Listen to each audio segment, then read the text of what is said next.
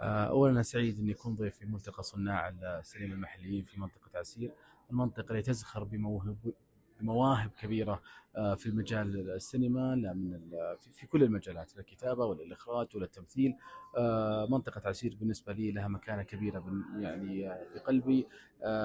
كان لي شرف إني أشتغل مسلسل قبل تقريبا 4 سنوات انتجناه في عسير، وكان من أجمل المسلسلات اللي هو من القلايد.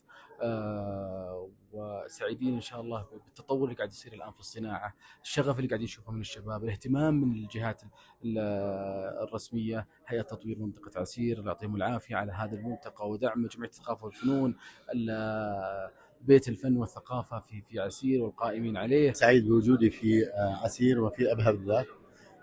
هذا الملتقى بصفته الأولى لدعم صناع الأفلام في المجتمع المحلي في عسير. أعتقد أنه ناجح، وهذه اللحظة لحظة ختامية لهذه الدورة، وأتمنى أن يكون هناك استمرار لهذا الملتقى سنويا، ويستمر عمل ودعم صناع الأفلام في عسير، لأنها تستحق ذلك حقيقة. لأن عسير هي منجم كبير جدا لكنوز عديدة، سواء على مستوى الطاقات البشرية، سواء على مستوى الثقافة والقصص والحكايات والروايات والأساطير التي تستحق أن تقال في سرد بصري سينمائي. أيضا هناك يعني المؤهلات التي تعطي للأماكن والتضاريس والطبيعة التي تساهم في تسهيل عمليات الإنتاج. أعتقد أن عسير تستحق الكثير. وكان منذ وقت قصير هناك فيلم تم تنفيذه وإنتاجه في عسير.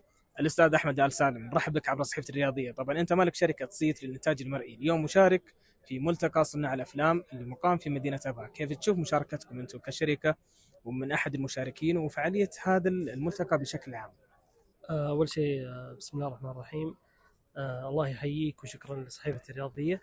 بالنسبة للرأي عن الملتقى بشكل عام ومشاركتنا فيه، فمن وجهة نظري أنها كانت إضافة جميلة جدا للمنطقة، وإضافة للشركات المشاركة في الملتقى، وعادت لنا بالفائدة على جميع الأصعدة، سواء مع صناع الأفلام أو مع الشركات.